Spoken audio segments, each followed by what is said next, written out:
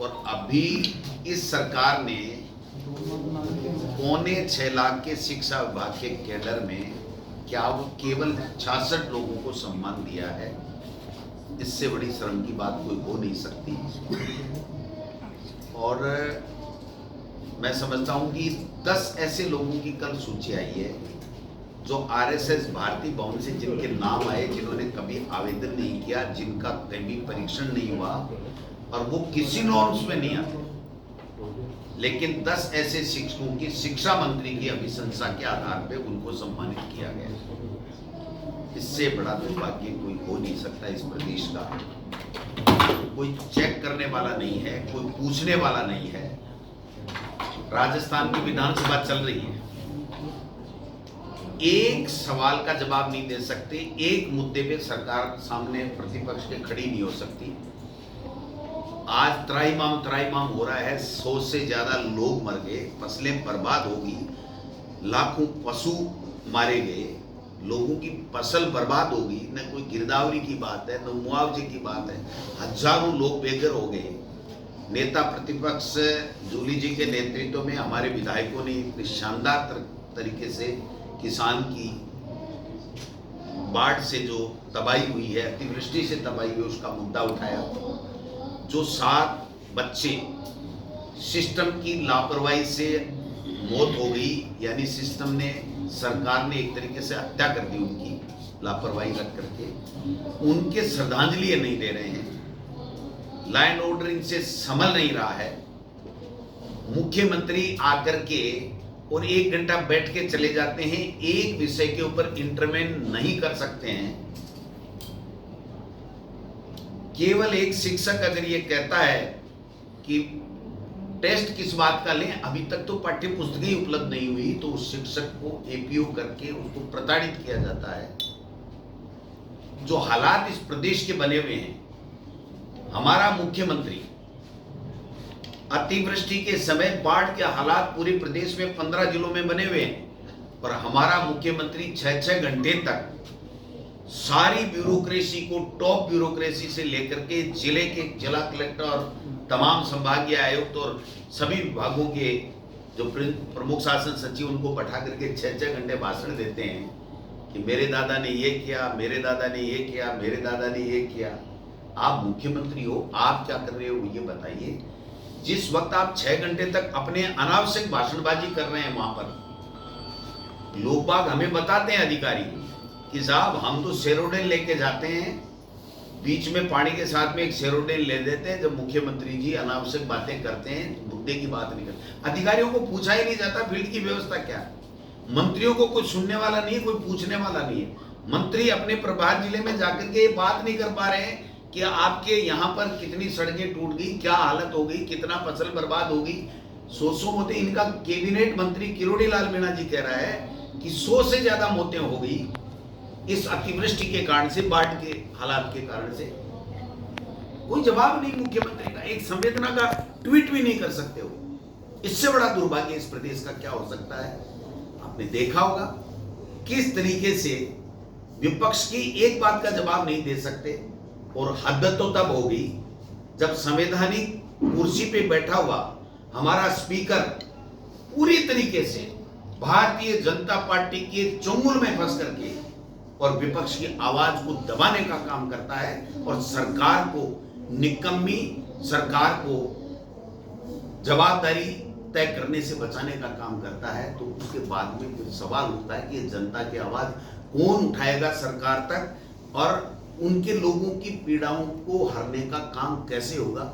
ये सारी की सारी चीजें जो है वो हो रही हैं, आप सबके सामने हैं। अभी अभी मैंने सुना है कि मदन राठौड़ साहब ने, दिल्ली से एक पर्ची आई, मोदी जी की फोटो आई, एक पंपलेट आया कि आपका इसको वाचन करना है और मोदी जी की जय जयकार करनी है। ये तो कर ही रहे हो ना, 2.25 साल से, 11 साल से कर रहे हैं बीजेपी के लोग और आरएसएस के लोग।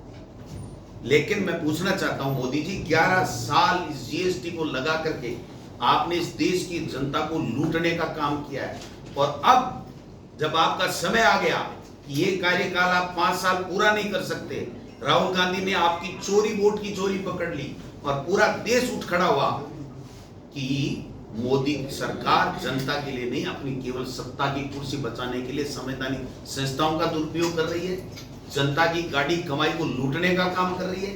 तो ऊंट के मुंह में जीरा जितनी राहत देकर के और पीठ थपथपा रहे हैं पर्चियों के आधार पर। आज 2.25 साल से मैं मुख्यमंत्री जी से पूछना चाहता हूं कि जनता के मीडिया के सवाल आप कब लेंगे? आप आते हैं, पर्ची पढ़ के चले जाते हैं। इस पर्ची सिस्टम ने राजस्थान को बर्बाद कर दिया। राजस्थान के लोग त्राहिमाम कर रहे हैं, कोई पूछने वाला नहीं है, कोई काम करने वाला नहीं है। भ्रष्टाचार इतनी इस कदर से हावी है और इन्होंने अनर्गल बयानबाजी कर करके राजस्थान की छवि का भट्ठा बैठा दिया। सब चोर हैं।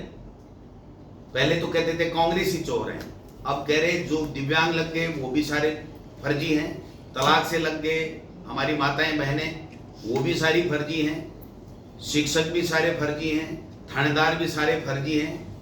अरे फर्जी है, कर्मचारी कितने हैं? नहीं है, तुम्हारा काम क्या था? 2 साल तक पकड़ते जो फर्जी हैं, लेकिन सही जो व्यक्ति लगे हैं उनको आप बदनाम कर रहे हो, इस प्रदेश की साख के बट्टा लगा रहे हो आप। जबकि सही बात यह है कि फर्जी है पर्ची, और पर्ची के साथ बने हुए तमाम वो लोग जो अपनी जिम्मेदारी नहीं निभा पा रहे हैं, इस प्रदेश का कोई सार संभाल नहीं कर पा रहे हैं, लोगों की आवाज को नहीं सुन पा रहे, वो लोग।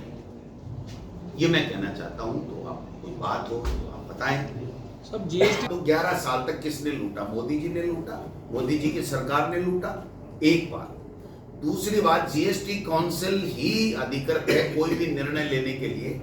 देश के प्रधानमंत्री ने सस्ती लोकप्रियता के लिए और जीएसटी काउंसिल का निर्णय लाल किले से बोल करके उसको डिस्क्लोज कर दिया। सारे व्यापारियों को पता लग गया क्या होना है। तो कितना बड़ा घोटाला हुआ होगा आप अंदाज लगा सकते हैं। देश के प्रधानमंत्री जी ने ऑपरेशन सिंदूर पे झूठ बोला। देश के प्रधानमंत्री जी ने जो बालाकोट था उस टाइम चुनाव में अपनी सत्ता लूटने के लिए देश के लोगों को सेना के शौर्य के पीछे छुप करके और सत्ता लूट ली, और अब तो वोट चोरी से सत्ता लूट ली। और अब जब कलैयां खुलने लगी और पूरे देश में ये कहने लगे कि मोदी सरकार वोट चोरी से बनी है, लूट रही है, भ्रष्टाचार का आलम है चारों तरफ, कोई इनकी कोई जनता से वास्ता नहीं है, ये 5 साल पूरा नहीं करेंगे, तो एक ऊंट के मुंह में जीरे जितनी बात की है, इसका वास्तव में कितना लाभ मिलेगा? ये सरकार 5 साल दिल्ली की नहीं चलेगी। जिस तरीके से ये आनंद फानंद में निर्णय, ये चीटे दिए गए हैं कि अध्यक्ष में आरएसएस हमारे खिलाफ नहीं बोले, ये चीटे दिए गए हैं कि अलायंस वाले जो है वो हमको छोड़ के नहीं जाएं, ये चीटे दिए गए हैं कि अब जब हमारी वोट की चोरी पकड़ ली गई तो ये सरकार जा भी सकती है। उन संभावनाओं के ऊपर स्पीड ब्रेकर लगाने के लिए किया गया है। लेकिन जो जनता की गाड़ी तेज चल गई, इनके खिलाफ जो आंदोलन खड़ा कर दिया राहुल गांधी जी ने और इंडिया अलायंस के लोगों ने, तो अब ये स्पीड ब्रेकर से रुकने वाली नहीं है। इसलिए मैं कहना चाहता हूं मोदी जी, 11 साल लूटने की जिम्मेदारी लीजिए, उसके बाद में इसकी प्रेस कॉन्फ्रेंस की पर्चियां स्टेट्स में भिजवाइए, वरना कोई नहीं सुनने वाला आपकी बात। सब हम किसकी परीक्षा लें, टेस्ट काय का लें, पाठ्य पुस्तकें नहीं मिली, उसको एपीओ कर दिया। तो मतलब शिक्षा मंत्री के बारे में क्या जवाब दूं मैं बताऊं? मैं तो कहता हूं इसी को रखो और उसके बाद में चुनाव लड़ो, पता लग जाए कि क्या होने वाला है। वो अपनी जिम्मेदारी जो उस स्पीकर के पोस्ट की होती है उसको निभाने में कोताहीता बरत रहे हैं। और मुझे लगता है कि पार्टी इस बात के ऊपर गंभीरता के साथ में जब बजट सत्र आएगा तो विचार करेगी कि क्यों नहीं इनके खिलाफ अविश्वास प्रस्ताव ले जाए। ये पारदर्शिता के साथ में काम नहीं करके प्रतिपक्ष की आवाज को दबाना चाहते हैं और सत्ता पक्ष को जिम्मेदारियों के सवालों का उत्तर देने से बचाना चाहते हैं। इस पे भी बात हम लोग विचार करेंगे गंभीरता के साथ। अविश्वास लाएंगे नहीं लाएंगे मैं आज नहीं कह सकता, ये बड़ा विषय है। लेकिन जो उनका रवैया है अब तक का, उसमें 50 ऐसे कारण हैं हमारे पास में कि वो पारदर्शिता नहीं रख रहे हैं, वो सत्ता पक्ष के एजेंट की तरह काम कर रहे हैं।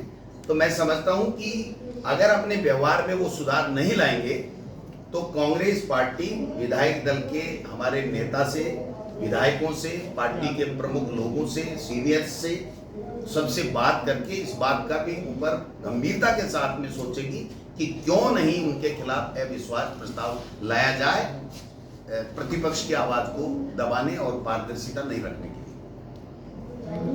नहीं है, सब लोग मिलके उसको तय करेंगे। और जहां तक